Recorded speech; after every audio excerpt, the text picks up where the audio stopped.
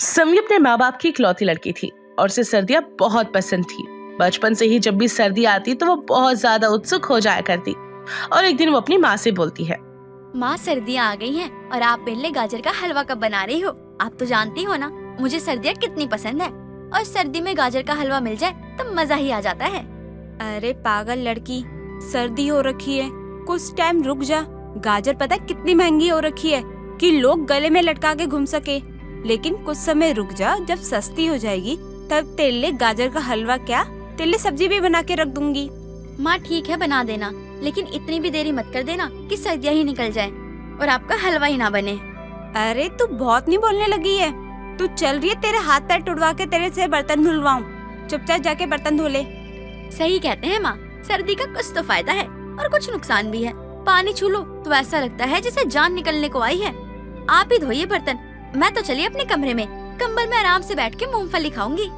समी ये बोलकर अपने कमरे में जाकर कंबल में घुसकर मूंगफली खाने लगती है। उसे सर्दियाँ बहुत ज्यादा पसंद थी और वो पूरी सर्दी ऐसे ही किया करती और कंबल ओढ़कर बैठ जाया करती। ऐसे ही कुछ दिन गुजरते हैं और एक दिन समी अपने कमरे में फुल एसी चलाकर बैठी हुई थी। तब उसके पिताजी ने आकर उससे कहा, अरे बेटा, कमरे को कुल्लू मनाली क्यों बना रखा है तूने? कितनी ठंड है इस कमरे में। इतनी ठंड तो बाहर भी नहीं है। पापा, ऐसी सर्दी का क्या फायदा जिस सर्दी का मजा ही ना लिया जाए। देखो तो इस कमरे में कितना अच्छा लग रहा है, बस छत पे बर्फ बरस जाए तो मजा ही आ जाएगा। शुभ शुभ बोल। सर्दी के मौसम में ना जाने कितने गरीब रोड पर बैठकर अपनी जान गंवा देते हैं और तुझे कमरे के अंदर बर्फ चाहिए। मैं तुझे बोलने आया था कि मैंने तेरे लिए एक लड़का देखा है, वो बहुत अच्छे घर का है और वह कल तुझे देखने आ रहे हैं, तो तैयार हो जाना कल तू। सभी शर्मा जाती है। उसके शादी की उम्र हो चुकी थी और वो अपना घर बसाना चाहती थी। अगले दिन उमा अपने बेटे पीयूष के साथ समी को देखने के लिए आती है।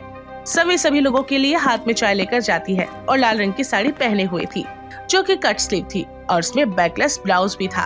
उसे इतनी सर्दी में ऐसे कपड़े देखकर उसकी सास ने उससे कहा, बेटी, माना हमारे आगे तो सुंदर लगना चाहती है।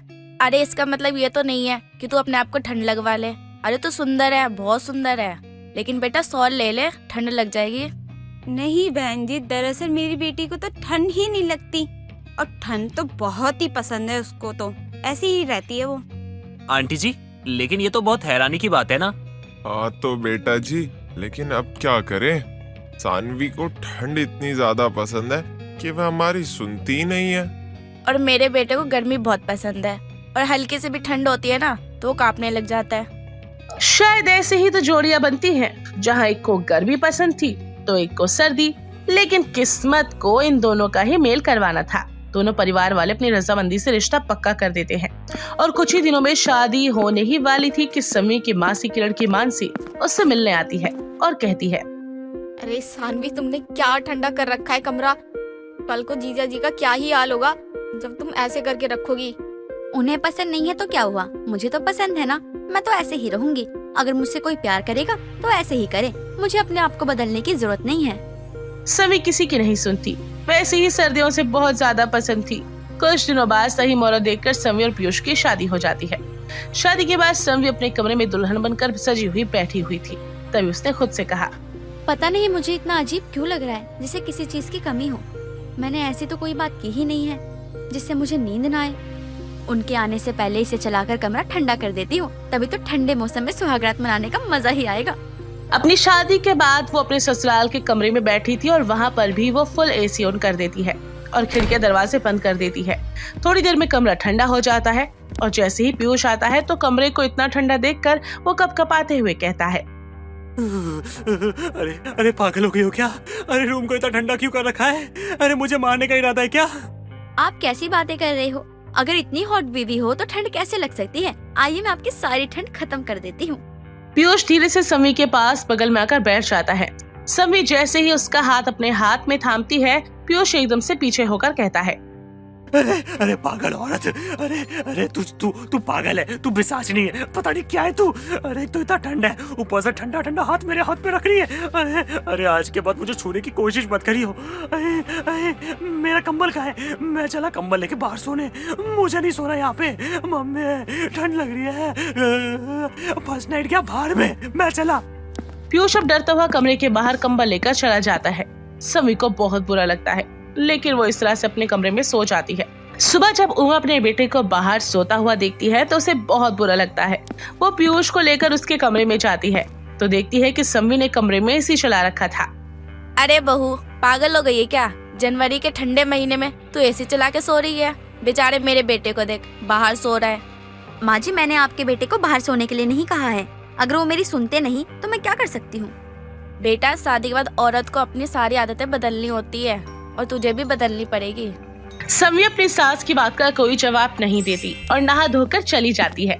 वो मुंह दिखाई में भी बिना स्वेटर पहने ही बैठी थी, जिस वजह से औरतें तरह तरह की बातें बनाकर चली जाती है।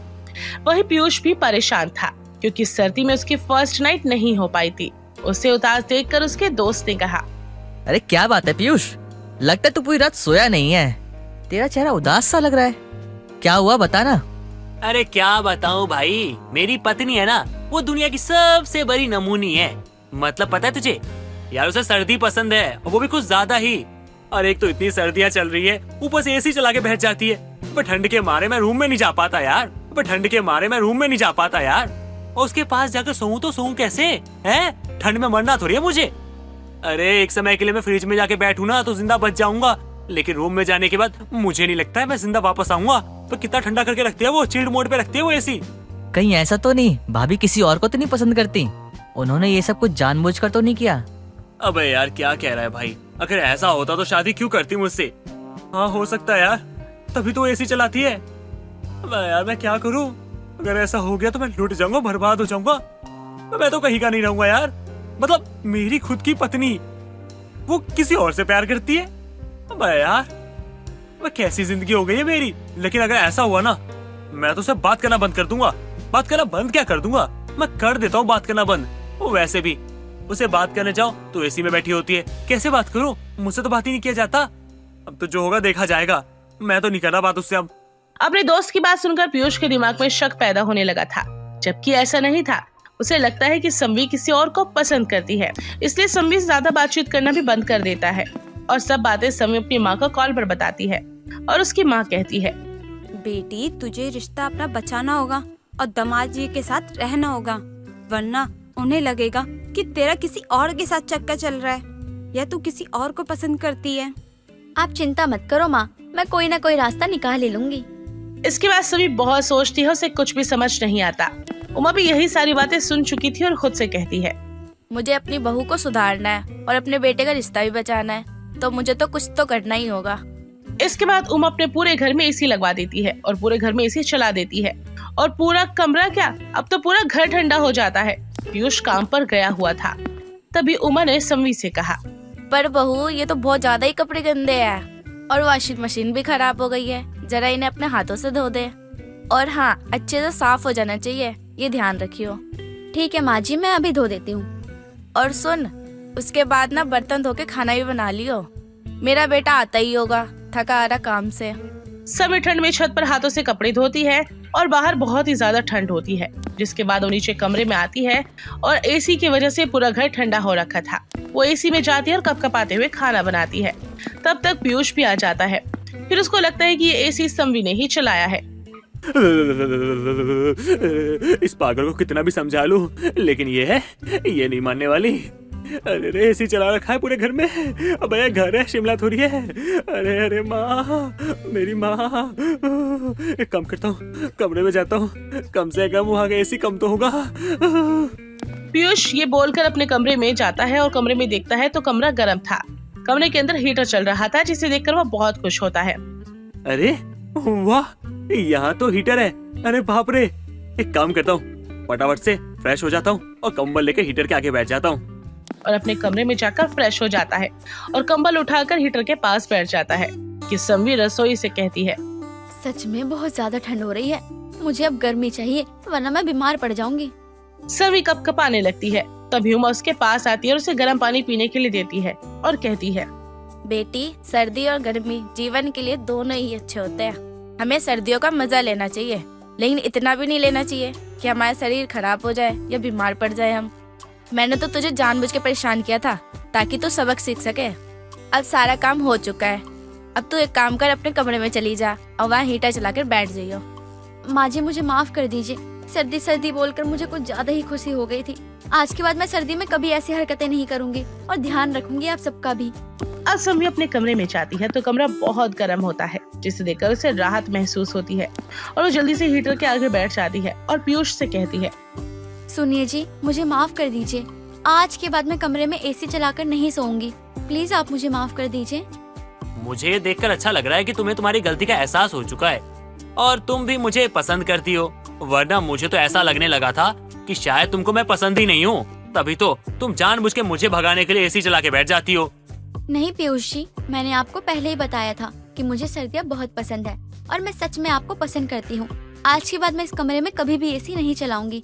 अगर मुझे कभी एसी चलाना होगा तो मैं हॉल में चला लूंगी और थोड़ी देर वहाँ बैठ जाऊंगी। अरे बेबी, तो इंतजार किस बात का? चलो ना और फर्स्ट नाइट मनाया जाए सर्दियों में। हाँ, और वैसे भी शादी के 1 हफ्ते बाद मुझे मौका मिला है तुम्हारे पास आने का। ये सुनकर अब सम्मी शर्मा जाती है और कहती है, सर्दी में फर्स्ट नाइट मनाने का तो मजा ही कुछ और होता है, लेकिन सबसे पहले आप अपने हाथ गर्म कर लीजिए। मैं नहीं चाहती कि आप मुझे ठंडे ठंडे हाथों से हाथ लगाएं और मैं बीमार पड़ जाऊं। पीयूष अब सम्मी की बात सुनकर हंसने लगता है और दोनों मुस्कुराते हैं। अच्छा बाबा, ठीक है, करता हूँ गरम, और तुम भी कर लो, क्योंकि मैं भी नहीं चाहता कि तुम्हारे ठंडे हाथ मेरी बॉडी को टच हो, वरना क्या पता कि तुम्हारे हाथों से टच होने के बाद मैं सीधा यमलोक पहुँच जाऊँ। और सर्दी में अपनी फर्स्ट नाइट बनाते हैं। इसके बाद सम्मी को भी एसी चलाना होता तो वो हॉल का चलाया करती और कमरे में सम्मी और पीयूष तालमेल बिठा कर रखा करते।